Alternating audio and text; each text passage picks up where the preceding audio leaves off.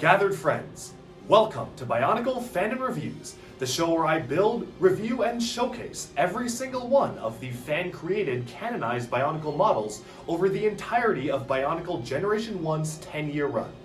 In 2005, the LEGO Group officially hosted Dark Hunter and Rahi canon contests, showcasing fan MOCs in official media like books.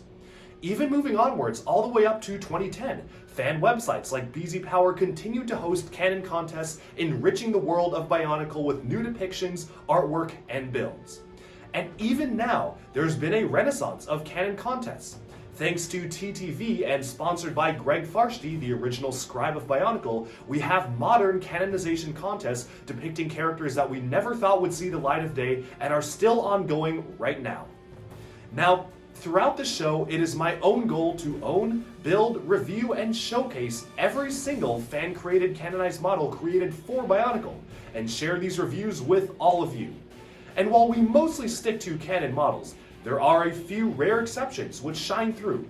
Fan MOCs depicting their versions of Bionicle characters, canon or otherwise, that are so exemplary that they deserve a review of their own.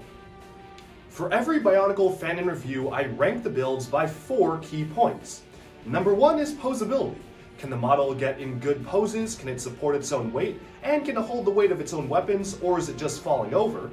Number 2 is building techniques. Is the model just regurgitating stuff from existing LEGO sets, or is it trying something new and doing that well as using unique parts usages? Number 3 is overall aesthetics. How good does the model look completely agnostic of storyline relevance, and is it generally aesthetically appealing? And finally, number 4 is believability in universe, which means that does the storyline given to the model by the Bionicle story team make sense given how the model is built, and does the model scale well next to some representative samples from the Bionicle universe? And with that, let's consider these 4 points and more as we jump into a brief story and lore explanation of today's featured build. Alright, so for today's featured Bionicle Fanon mock reviews build, we have a non-canon revamp of one of the 6 original Toamata, in this case, Toa Gali, made by Nielsniels. Gali uses a custom 3D printed Kanohi, which you can find in the link in the description below, and do check out the links for Nielsniels and the designers as well, because there's a lot of great stuff they're putting out. Of course, I don't really need to go through the backstory of Toa Gali. You know her, you love her, she's one of the classic Toamata, and so without further ado, let's just jump right into this non-canon fan revamp. Alright, so here we have the revamped Toa Gali. Again, I'll be reviewing these models on 4 key points: poseability, building techniques, aesthetics, and believability in universe. And for that last point, we'll be comparing this alongside all other versions of Gali from all of the different iterations of LEGO Bionicle, so stay tuned for the end of the video to check that out. Now, one thing I do want to get out of the way before we get started, unfortunately, these pieces here are supposed to be in the brighter shade of blue and not dark blue. You see, I ordered the pieces off of Bricklink and the seller accidentally sold me the dark blue version and not the bright blue version. While I'm awaiting the shipment to get the newer pieces, it took nearly a few months to get here, so I figured, why not just film the review with these pieces, and I'll go ahead and fix the actual pieces when I want to display this in my own collection. Hopefully it won't make too big of a difference, just keep in mind these are supposed to be lighter blue and not dark blue. Otherwise, this is using basically all of the correct colors based on the MOC, and everything else should be 100% accurate. So apologies for that inaccuracy there, and let's get on with the review. So first of all, I want to start off with poseability. Now this model here you can see is surprisingly a little bit more stable than I thought it would be. As you can see, she's wearing some form of high heels, which to be honest, are a lot more stable than I initially thought. When I first saw it, I was very worried about the stability of this model, and while yeah, it's certainly not quite as stable as some of the other Toa, it's not as bad as some other models that we're going to be getting to because this is actually fairly stable. Sure, maybe it'll tend to topple over here and there, but for the most part, if you kind of fiddle with it here and there, it will tend to stand up totally fine. So that was a surprise to be sure, but a welcome one. Now, not only can you articulate the legs, but there's also a lot more stuff you can move around on this. Starting off here with the knee joints, obviously the knees can be moved pretty much just like any other knee that you would expect. You have the full degree of articulation here, the 90 degrees, as well as the feet can be moved completely all the way around in different sorts of configurations here, and they're actually using a pretty rare piece that is the Technic bushing in blue there, which is a very rare piece to obtain, but I actually think it works out pretty well for this model, and it definitely adds a nice splash of color to this particular area. Moving upwards, the legs can also just be moved around basically as much as you would expect them to be. Nothing really much to say here. The big surprise here for the articulation, where if you haven't seen some of the other reviews of the TOA, is waist articulation. So you can move the waist around just like this, back and forth, up and down. You can really just get all sorts of different angles from this, which is really nice, especially because Gali's a more athletic character. You would expect to have the waist being fully articulatable, and not only can you move the waist, but like many of the other TOA revamps on this list, you can also move the hips, so the hips can go back and forth depending on what sort of pose you want to get this into, which is really cool because it adds a lot of extra degrees of posability to this model. On the backs of the legs, before we move on, there's one minor thing that can actually be posed. These propellers here, which is kind of a callback to the 2002 Gali Nuva, can be moved around and positioned up and down in case you want to just use it in different aquatic scenarios. I just think it's a pretty cool thing to even have the propellers included on the back here, so it's something I really do appreciate. Moving on to the upper body here, you'll notice that the arms do actually have a gear function built in, although unfortunately the hoses do tend to kind of restrict the gear function, almost to the point where the gear function is almost useless. As you can see, you can kind of move the arms back and forth like this, and it's not too bad. I mean, you can get some movement out of it, but it's not really a ton of movement, especially because of the way the hoses are connected. Then again, if you simply remove the hoses, then obviously the gear function will work completely perfectly as intended. So as it is right now, you can kind of sort of swing the arms back and forth, but this is really the most articulation you're going to get. One thing I do have to point out is that unfortunately the weapons, which are the kind of aqua axes or climbing hooks here, are not held into the hands in any sort of legal connection. They're literally just placed in the hands. There's no sort of connection piece that is placed in the hands whatsoever, so no axle piece, no studs or anything. You kind of just have to sit it there, close the fingers around it, and hope for the best, which honestly is really unfortunate. I really do wish there was a better way to hold the weapons because it is really difficult to get her to hold these. Sure, you can kind of get it at an angle, but if you want her to hold them straight, it's just really hard, and they're very easy to knock out of the hands. So it's not the worst building technique because thankfully it is staying in for the most part. It's just something that's a little bit difficult to pose that you do need to be aware of.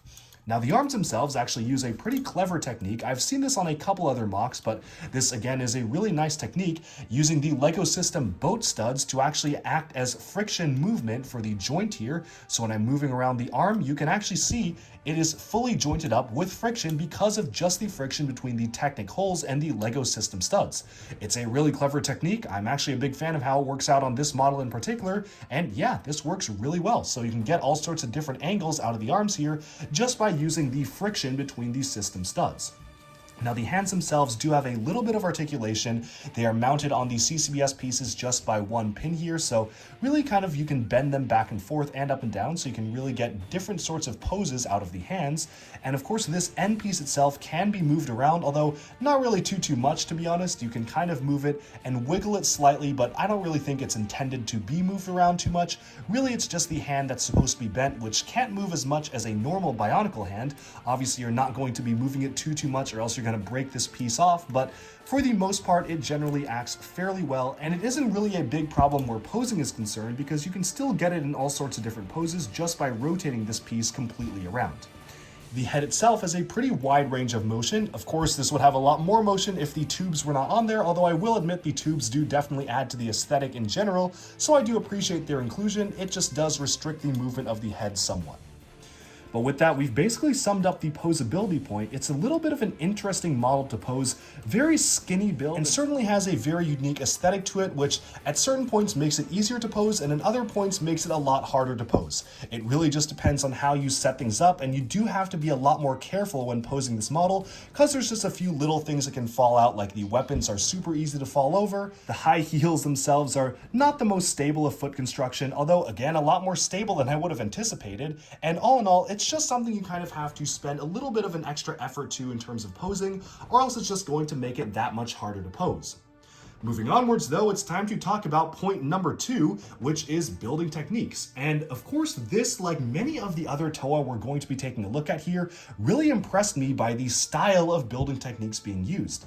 I really appreciate just the amount of detail and color layering that went into designing the legs here, for instance. Just look at how many different Technic pieces are packed in, from the blue Borak teeth to the sand blue pieces that actually came from the Technic Super Battle Droid, all the way to different Exoforce robot robot arm detailings. Of course, you have the propellers added in, and even some system brakes being added to add some more texture and depth to the model itself. And this all in all is a really cool blend between all different types of Bionicle building systems because, for instance, you have the CCBS Hero Factory claw piece here, adding some smooth texture there. Of course, you have a lot of the G1 Bionicle pieces in the form of the feet, and then you have a ton of Technic as well. So altogether, this really comes together in a very unique and satisfying build that really truly challenged me as a builder, and I was certainly very impressed by the building techniques used, certainly not ones that you would ever see in official LEGO sets. Even moving upwards to the waist here, again, I really love the addition of the detail here using the LEGO minifigure lightsaber blade 3L or 4L long bar pieces as pistons is a really inspired choice. I think it's a really smart use of these pieces, and actually they look really good, especially when you're pivoting the waist. It truly feels like the pistons are actually moving around, and the addition of the hose piece to act as additional pistons is a really good detail as well. Moving upwards to the top of the torso, there's some nice details here, some nice parts usages being used in different ways to actually make the anatomical structure of this a little bit closer to maybe something that could be actually more humanoid from the usage of these particular pieces here on the back of the model, all the way upwards to the Nuva pieces used on the front here. It's just a lot of extra detail that truly makes this feel like it has a very distinctive silhouette and is actually somewhat anatomically accurate compared to the standard form of a human body. And speaking of, I think it's now time to talk about the overall aesthetics. And aesthetically speaking, first of all, for the color scheme, I am very generally pleased with this model. I love the way the medium blue is used in conjunction with the standard blue. It presents a pretty nice contrast in between the different pieces, and the black is more robotic elements attaching the upper parts of the limbs together, much like they did in the original 2001 Mata set, really do add a lot to the model in terms of making it feel a lot more like a callback to the original build. That being said, I do feel like it went a little bit too far in a few places in making this that much more anatomically correct to the form of a human. It has some very cartoonish proportions here that I feel like probably could have been reduced a little bit or maybe not made so obvious. I think the biggest thing here is the usage of the high heels as boots here. I don't really think that Gali necessarily needed high heels just to really show that this is a female character. She's not in the Jurassic World movies after all. I do think it probably would have just worked totally fine just using the standard feet, but it does add a little bit of character to the model and certainly makes it very obvious that this is a female character. Right down to the slightly wider waist, the details on the back of the hip here, as well as the very slim waist leading upwards to a much larger upper body. Of course, the arms are actually mounted right directly to the gearbox here, which actually does give it a much more slimmer profile, especially when compared to some of the other Toa. This just feels like much more of a slim warrior, which really does give her a very distinctive silhouette. So while the form is a little bit cartoonish with the very wide hips, the wide upper body, super narrow waist, and these very chunky legs as well with high heels, it certainly does get the point across, and props for uniqueness here. This I absolutely will not mistake for a male character thanks to the way that it's built. With that though, I think it's time to compare this alongside some of the other versions of Gali that we've gotten throughout the years, and to do so I've brought alongside the 2001 version, Gali Mata, which we can see right here. We've also brought alongside the 2002 Gali Nuva right here. Gali also got the Mystica form in 2008, which was a pretty radical departure from the previous iterations of the character, but you can see that right there. Of course, when Bionicle was rebooted in 2015, we got a Master's form in the Master of Water version, which we can see in the corner right here. And in 2016, we got a follow-up to that version, let's just kind of move this back here, with the Gali Uniter form from 2016 combined with the Creature of Water. One thing I really like about this one is that it incorporated some special orange highlights, which is really something completely unique to that model in particular. So let's kind of get the framing on this framed up all okay. I think this is a little bit better way of looking at it from G1 to G2 in comparison, with this one kind of bridging the gap between the two. It's a shame that LEGO never made a transparent yellow piece for that particular Metru eye stock, because Gali really does look good with the yellow colored eyes, and this one does fit perfectly fine, although I think that yellow eyes would have been better if the piece actually existed. Now, one thing that I really love about this model and many of the other Toa revamps is that it's very obvious that it draws inspiration from the original Toa Mata. Obviously, the use of medium or sand blue here is a really good inclusion for the model itself, and that's something that's really impressive because not a lot of Technic pieces come in the medium blue color, so the builder had to really get creative in terms of actually making the color scheme consistent with the original Gali Mata by including what little pieces they could to actually make the color scheme work for this model. It's certainly very impressive that they managed to work all of that in, and I'm very happy with the final result for the color scheme. Now moving onwards, obviously the weapons are literally just the same piece, just with a few add-ons added onto them, but this also draws inspiration from pretty much all different eras of Bionicle, and that's one of the things I really like about it. It's that it feels like it's truly bridging the gap between G1, G2, and introducing its own thing. This could literally be like a G3 version of Gali. For instance, the propellers on the hands of Gali Nuva, mine are missing them right now, but they're supposed to have propellers on the ends, are obviously referenced on the back there with the propellers literally being built into the back of the legs. Comparing it to, say, the 2015 Uniter version, you've got a lot wider shoulders, kind of like what you have here, some spiky detailing, and even some aspects of the Mystica version are kept by the way that these Technic holes are retained on the side of the mask here, except this time instead of winglets, they're used to connect tubes, which also makes a ton of sense to me. I just wish they used a mask that looked a lot like this on this model, which probably would have worked out a lot better. All in all, this truly feels like a culmination of different eras of Bionicle, which is really impressive to me and is one of my favorite things about the model as a whole. However, with that, I think we can sum up point number 4, believability in universe.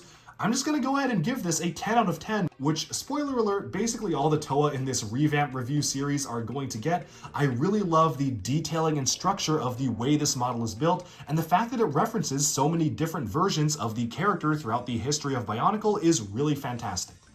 However, with that, let's now move on to the other 3 points, starting off with poseability.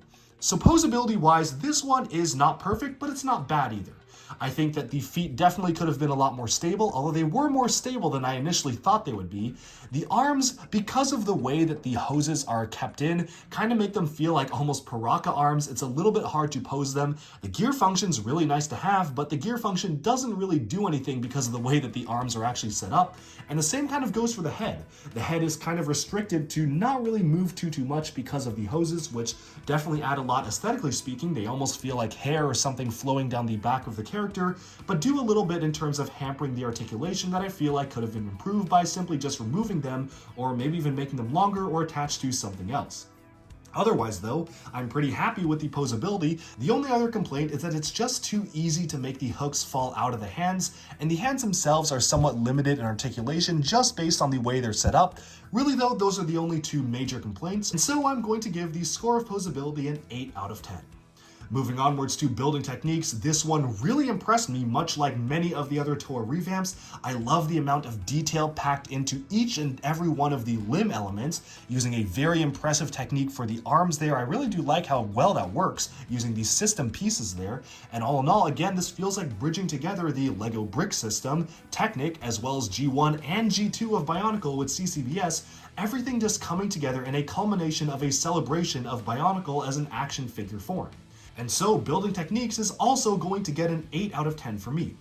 There's a few minor things that I feel like could have been improved. Again, these could have really just been attached on better. I feel like these could have been rearranged to be a little bit more stable. And this technique here, while impressive, is prone to falling apart if you're not too careful with it. But otherwise, I'm very happy with the building techniques as a whole, and I think it truly deserves one of the higher scores.